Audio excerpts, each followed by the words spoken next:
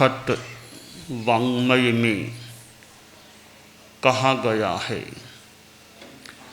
अह पंचहिम ठाणेहिम जेहिम शिक्षा न लभ्यै थम्भा कोहा पमा ईणम रोगेणालस्य एणये। हमारे आत्महित के लिए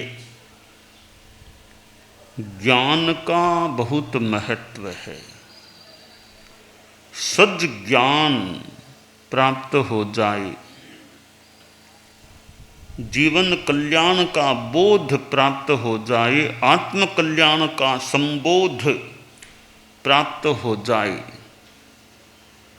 और सम्यक ज्ञान के अनुसार हमारा आचरण हो जाए तो हमारी आत्मा मुक्ति की दिशा में अग्रसर हो सकती है। ज्ञान एक ऐसा तत्व है जिससे क्या करणीय है और क्या अकरणीय है इसकी जानकारी प्राप्त हो सकती है और ज्ञान की बातों में मन लग जाता है। और ज्ञान भी वो धार्मिक आध्यात्मिक ज्ञान, इसमें मन निमग्न हो जाता है तो उससे चेतना आत्मा की शुद्धि भी हो सकती है, शुद्धि रह सकती है। सत्संगत का महत्व बताया जाता है कि सत्संगत से सद्ज्ञान मिले। सद्ज्ञान, साधु ज्ञानी त्यागी पुरुष हैं, उनसे ज्ञान मिल सकता है और साधु की एक एक बात कल्याणकारिणी हो सकती है। साधु जो स्वयं परिवार घर छोड़ चुके हैं, संन्यास का जीवन स्वीकार कर लिया है और संबंधों को भी मानो छोड़ दिया है, यह मेरी माँ, यह मेरा भाई, यह मेरा पिता, यह चाचा, मेरा मामा, इस प्रकार की भाषा को भी छोड़ दे कि मेरा मामा, मेरा चाचा, मेरा बाबा, मेरा नहीं है, तो वो संसार पक्ष की बात है। बाकी वो मोहात्मक, रागात्मक, संसारात्मक संबंध से भी साधु उपरत रहने का प्रयास करे। तो ऐसे त्यागी संत, संस्कृत में कहा गया है, कांता कांचन चक्रेषु भ्राम्यति भुवनत्रयम् तासु तेषु विरक्तो यः द्वितीयः परमेश्वरः स साधुः सद्भिरुच्यते। ये कंचन कामिनी का ये जो भ्रम है, चक्र है, उससे जो मुक्त हो गया है तो इतना बड़ा त्याग कंचन कामिनी का जो कर देता है, वह एक त्यागी व्यक्ति अपनी सीमा में हो सकता है। तो संतों से सद्ज्ञान प्राप्त हो जाए और वह सद्ज्ञान सच्चरित्र का निर्माण करने में सहायक बन जाए और साधु की वाणी से भी कई बार वैराग्य भाव जाग सकता है। ओह, कितनी बढ़िया बात बताई है, मैं भी कभी संसार को छोड़ करके संन्यास के जीवन को स्वीकार कर लूं।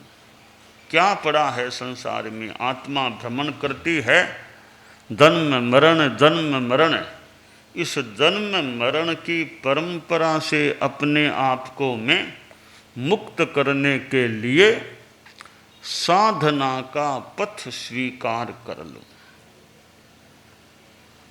तो यह कई बार संतों की बात से वैराग्य भी आ सकता है।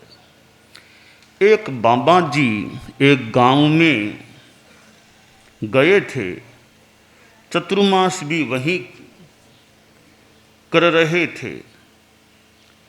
चतुर्मास में यूँ व्याख्यान कथा ये भी चलते। एक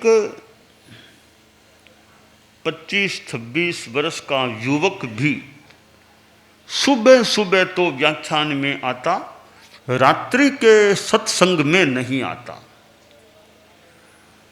एक दिन बाबा जी बोले कि भैया तुम दिन में तो सुबह तो आते हो प्रवचन में, रात को क्यों नहीं आते? रात को भी हम कथा करते हैं, रामायण आदि का व्याख्यान होता है, रात में क्यों नहीं आते हो?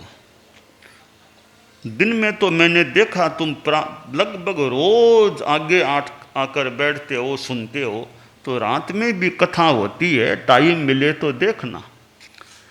तब युवक बोला कि रात में तो मेरे माता पिता आने नहीं देते, वो कहते हैं रात में मत जाया करो, बस घर में रहा करो।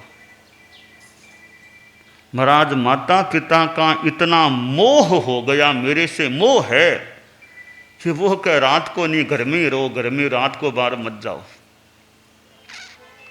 और महाराज इतना मोह है माँ का पिताजी का, अगर मैं 30 घंटे उनसे न मिलूं, 30 घंटे दूर हो जाऊं तो वे तो घर उठा लेते हैं, कहाँ गया, आया नहीं, आया नहीं, आया नहीं। बहुत मोह है, मेरे बिना उनका जिंदा रहना भी मुश्किल हो जाए।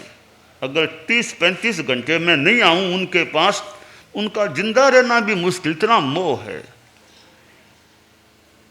बाबा ने सुन लिया। बाबा बोला ठीक है, संसार में मोह हो सकता है, परंतु अब वो तुम्हारे बिना जिंदा नहीं रह सकते, वो थोड़ी तुमने जो बात कही वो कुछ अतिशयोक्ति वाली लग रही है, ऐसी क्या बात है? तो महाराज नहीं, मैं कह रहा हूँ ना आपको। तो बाबा ने कहा मैं एक प्रयोग तुमको बताऊं परीक्षा के लिए कि कौन जिंदा रहता है कौन नहीं रहता है, मैं प्रयोग करूं। तो बताओ। एक पूरा प्राणायाम का उसको प्रयोग सिखा दिया, कैसे श्वास को रोक लेना, एक ऐसा प्रयोग सिखा दिया, पौन घंटा भी श्वास को रोक के रख जाए। आचार्य भिक्षु की बात आती है कि 2 घड़ी तो मैं श्वास रोक करके रह जाऊँ, ये बात बड़ी महत्वपूर्ण है, 2 घड़ी श्वास रोक कर रहने की। क्या पता उनकी कोई सहज वाणी थी, कोई उनका ऐसा प्रयोग साधा हुआ था कि 2 घड़ी श्वास रोक करके रह जाएं, या ऐसे ही एक बात फरमाई। जो भी, यहाँ बाबा ने एक प्रयोग सिखा दिया श्वास रोकने का, पौन घंटा सवा घंटा श्वास रोक करके रह सके, वो सीख लिया, अच्छी तरह अभ्यास हो गया। अब सारी बात बता दी, ऐसे ऐसे तुम्हें करना है, ठीक है। 2-4 दिन के बाद वह युवक था, वो घर में, पिता तो बाहर गया हुआ था दुकान में, और में वो युवक बोला माँ से कि माँ थोड़ा ठीक नहीं लग रहा है, थोड़ा पेट दुख रहा है और ठीक नहीं है, कुछ दर्द हो रहा है। तो माँ ने कहा तुम खटिया पर सो जा, मैं कोई वैद्य को बुला के ला रही हूँ। वो लड़का सो गया, युवक। माँ कोई थोड़ी दूर पर कोई वैद्य जी रहते थे, उनके वहाँ गई का वैद्य जी घर आओ, मेरे बेटे के ठीक नहीं है। तो वैद्य जी अपना थोड़ा देखने का और का वो यंत्र वगैरह बीपी मापने का आदि का लेकर के आए। वो आए तब तक आधा घंटा करीब बीत गया था। आके थोड़ा देखा तो श्वास तो आ नहीं रहा था, श्वास उसने प्रयोग कर लिया, वो प्राणायाम, श्वास आ नहीं रहा था। तो वैद्य जी ने थोड़ा हक्के बक्के से रह गए, वैद्य जी यहाँ थोड़े दूर हो गए ना। माँ बोली वैद्य जी कैसे है आप, देखो कोई दवाई बताओ, कोई पेट दुखने की बात वो कह रहा था। तो वैद्य जी बोले क्या बताऊं, तो काम पूरा हो गया इसका, तो श्वास बंद है, सब ठीक। बेचारी माँ तो घबरा गई, तत्काल उसके पिता को बुलाया और भी जो आस पड़ोस के लोग थे, भाई चाचा बाबा, उनको भी कहा, वो सब आ गए, भी देखा भी के जवान लड़का यूँ कि थोड़ा सा पेट दुखा का थोड़ी देर में किया हो गया। उसको नीचे लिटा दिया आंगन में बॉडी को। परिवार के लोग आसपास बैठ गए, रोना धोना शुरू हो गया कि भी जवान बेटा चला गया, एक ही बेटा था और वो ही चला गया। इतने में वो बाबा जी थे, सारी योजना बनी हुई थी, सारी योजना तय थी कैसे क्या होना है। वो बाबा जी भी कोई वो भिक्षा के लिए वो पात्र हाथ में लेकर इधर आए, तो गली में से आते इस घर में भी घुसे। माँ ने देखा रे बाबा जी वही हैं जो मेरा बेटा जाया करता है रोज। माँ बोली बाबा जी बहुत बुरा हो गया। क्या हुआ कि आपका भगत जो रोज सुबह आपकी कथा में जाने वाला, आज दोपहर में बोला कि पेट दुख रहा है, मैं वैद्य जी को लाने गई, इसका तो वाह यह स्थिति बन गई। तो बाबा जी भी बैठे, एक कुर्सी पर बैठ गए, उसको देखने लगे। उसका पिता बोला महाराज आप तो बाबा सन्यासी, कोई विद्या आप अगर जानते हो, कोई मंत्र तंत्र यंत्र को कुछ भी, मेरे बेटे को आप जिंदा कर दो। आप लोग साधु लोग हैं, कोई सिद्धि कोई जानते हो, जड़ी बूटी कुछ भी आपकी जानकारी में हो, अगर इतनी कृपा करो। आपका भक्त है, ये तो आपका बड़ा भक्त था, रोज आपके पास कथा में जाने वाला, इसको बैठा कर दो। तो बाबा ने कहा एक गिलास पानी लाओ। तो वो माँ उठी, वो एक गिलास भरकर पानी का लाके रख दिया। बाबा ने एक झोला पास में था, उसमें से एक पुड़िया निकाला। पुड़िये में कोई दवाई होती है, वैसे कोई काली काली सी कोई चूर्ण सा था। बाबा ने वो गिलास के पानी में मिला दिया, थोड़ा पाठ वगैरह कुछ किया। फिर बाबा उस लड़के के पिता से बोला कि सेठ साहब उम्र कितनी आई है? बोला महाराज 80 पार कर चुका हूँ, कुछ दिनों पहले 80 पार किया है। तो कहा सेठ साहब 80 तो आ ही गए, यह पानी आप पी लो। आप पानी पी लोगे, देखो माफ करना आपको तो सोना पड़ेगा, बेटा बैठ जाएगा, बेटा बैठ जाएगा। तब वो बाप थोड़ा सा सहमा कि बाप जी ये मानी मैं तो पानी नहीं पी सकता। कहा सेठ साहब 80 आ गए, आखिर एक दिन तो होता ये तो। कि बाप जी कुछ नहीं है, दुकान मैं देखता हूँ और सारा घर का मैं संभालता हूँ, मैं चला गया तो पीछे दुकान कौन संभालेगा? आप ये पानी दूर ही रखो, मैं तो नहीं। ठीक है। तो सेठ वो बाबा जी, वो माता जी बैठी थी कि माँ जी बोलो हिम्मत, या पानी पी लो। कि बाप जी वो घर को तो मैं संभालती हूँ ना, मैं चली गई पीछे, बिंदनी तो अभी छोटी है, नहीं है, घर का सारा मैं जानती हूँ, तो मैं तो घर को संभालनी, मैं ये पानी नहीं पी सकती। तो और जो आसपास के वो लोग थे, चाचा मामा और भती, वो सब तो वहाँ से एक एक करके जाने लग गए कि या तो यह बात हो रही है, या तो जाने लग गए। तो यूँ फिर और लोग तो लगभग सारे गए, वो मार वो पिता ऐसे 2 4 5 कोई बैठे थे। तो वो पिता था वो थोड़ा आगे आया, बोला बाप जी महाराज एक बात कह दूं? बोलो सेठ साहब।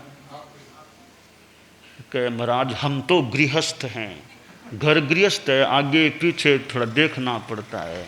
आपके आगे पीछे कुछ नहीं है, आपके आगे पीछे कुछ नहीं है, यह पानी आप ही पी लो तो मेरा बेटा तो बैठ जाएगा। आपका जो होगा सब आपके है, चिंता क्या है, न तो कोई बेटा न पोता आपके, आप पी लो पानी। हमको कह रहे थे तो आप ही पी लो पानी, आपको भी उम्र तो आई गई है, मुझे 80 है तो आपको भी 70 तो आ गए होंगे, तो आप पानी पी लो। तो सन्यासी थोड़ा मुस्कुराया कि बेटा आपका है का मेरा है? कि बाप जी हम तो मोह गृहस्थ हैं, हमारा तो घर से और से मोह है। सन्यासी को तो पता था कि सारा प्राणायाम का प्रयोग है, वास्तव में तो जिंदा ही है, प्राणायाम का प्रयोग है। तो बाबा ने वो देखा, वो पौन घंटा वो टाइम था प्रयोग का, पूरा होने को ही था टाइम। तो बाबा ने थोड़ा पानी के छिंटे उस पर दिए कि बेटा बैठ जा, बेटा बैठ जा, बैठ जा। इतने में उसने प्रयोग पूरा किया और वो बैठ गया। कि देख लो बेटा तुम्हारा बैठ गया है। अब बाबा ने अलग से लड़के से कहा, तुम कह रहे थे ना कि मेरे बिना तो जिंदा नहीं रह सकते, मेरे पिताजी माताजी तुम्हारे बिना सब जिंदा रह गए, देखो। बाप जी मैं तो सोचता था कि इतना मोह है, मैं नहीं रहूं तो पिताजी भी नहीं रह सकते और नहीं माँ नहीं रह सकते। आज मेरी भ्रांति तो टूट गई। बाद में बेटा बोला, बाबा जी मेरे मन में तो वैराग्य आ गया कि संसार को छोड़ो, आपने जैसे घर छोड़ दिया तो मुझे भी चेला बना लो, मैं भी सन्यासी बनूंगा। और बाबा ने उसको भी बाद में यथा समय सन्यास दे दिया। संतों की वाणी से कई बार वैराग्य का भाव भी आ सकता है। और साधु मान लो, सब बने न बने वो अलग बात है, जीवन अच्छा बने। गृहस्थ जीवन भी ब्रह्मचर्य आश्रम बोलते हैं, गृहस्थ आश्रम बोलते, तो गृहस्थ आश्रम है, गृहस्थ जीवन है, उसमें भी अच्छा जीवन तो हो ना। ठीक है साधु सब नहीं बन सकते, पर गृहस्थ जीवन में भी अहिंसा, संयम, नैतिकता, थोड़ा समय अपना मेडिटेशन है, एक जप है, एक सत्संग है, कुछ अच्छे स्वाध्याय आदि में समय आदमी लगाए तो यह मानव जीवन बड़ा दुर्लभ बताया गया है, बड़ा महत्वपूर्ण है। इस मानव जीवन का हम लाभ उठाएं और भीतर में हमारे भक्ति, परम प्रभु वीतराग प्रभु के प्रति भक्ति, जीवन में अहिंसा, समता, संयम, दया, करुणा, कि दया की किसी जीव को मारना नहीं, हो सके तो सांप को भी जान से नहीं मारना। थोड़ा मान लो दूर छोड़ दिया, कर दिया, कहीं डाल दिया, वो तो एक सुरक्षा की बात है। जान से मारना, जहाँ तक संभव हो सके प्राणी को जान से मारने का प्रयास नहीं करना चाहिए। हमारे प्राण है तो उसके भी प्राण है, हमें जीवन प्रिय है तो उसको भी जीवन प्रिय हो सकता है। तो जहाँ तक संभव हो सके कि बिना मारे भी काम चल सकता है। दूर दराज कहीं मान लो छोड़ दिया, वो तो ठीक है, जान से किसी को मारने से बचने का आदमी को प्रयास करना चाहिए। तो गृहस्थ जीवन में भी सादगी हो, संयम हो, सादा जीवन, उच्च विचार, मानव जीवन का श्रृंगार। जीवन सादा, विचार ऊंचे हों, तो अच्छे विचार, अच्छा आचार, सद विचार, सदाचार यह जीवन में हो तो जीवन आदमी का अच्छा बन सकता है। तो त्यागी महात्मा संतों का गांव में समागमन होना, सुत दारा अरु लक्ष्मी पापी के भी होय, संत समागम हरि कथा तुलसी दुर्लभ दोय। तो संतों का समागम होना, हरि भगवान कह दें, धर्म की कथा होना, यह बहुत अच्छी बात है, दुर्लभ कहा गया है, बहुत अच्छी बात है। तो परम पूज्य आचार्य श्री तुलसी ने अनुव्रत की बात बताई, छोटे छोटे नियम, अच्छे नियम। आचार्य श्री महाप्रज्ञ जी प्रेक्षा ध्यान कराते, स्थिर होकर के ध्यान करना, ध्यान लगाना। तो ये जीवन में त्याग, संयम, इधर अध्यात्म की साधना चले तो जीवन कितना अच्छा बन सकता है। और समय तो बीत रहा है, हम सजग बने, जागरूक बने। जैसा कि कहा गया, सजग बनो बीती जा रही घड़ी, सजग बनो बीती जा रही घड़ी। हीरा सा जन्म यह है मानव का पाया, हीरा सा जन्म यह है मानव का पाया, सुंदर है काया और पास में है माया, हाँ पास में है। सारी ही सुविधाएं सामने पड़ी, सारी ही सुविधाएं सामने पड़ी, सजग बनो बीती जा रही घड़ी, संयम करो बीती जा रही। वैभव है नासमान क्यों इसमें फूले, वैभव है नासमान क्यों इसमें फूले, जाना है खाली हाथ क्यों इसको भूले, हाँ क्यों इसको रहना सचेत मौत सिर पर खड़ी, रहना सचेत मौत सिर पर खड़ी, सजग बनो बीती जा रही घड़ी, संयम करो बीती जा, भजन करो बीती जा रही घड़ी। तो समय तो बीत रहा है, घड़ी बीत रही है। जितना मनुष्य जीवन में पाप से बचना और धर्म करना, इन दो बातों पर हम ध्यान देकर अच्छा आचरण करें, यह हमारे लिए कल्याण की बात हो सकती है।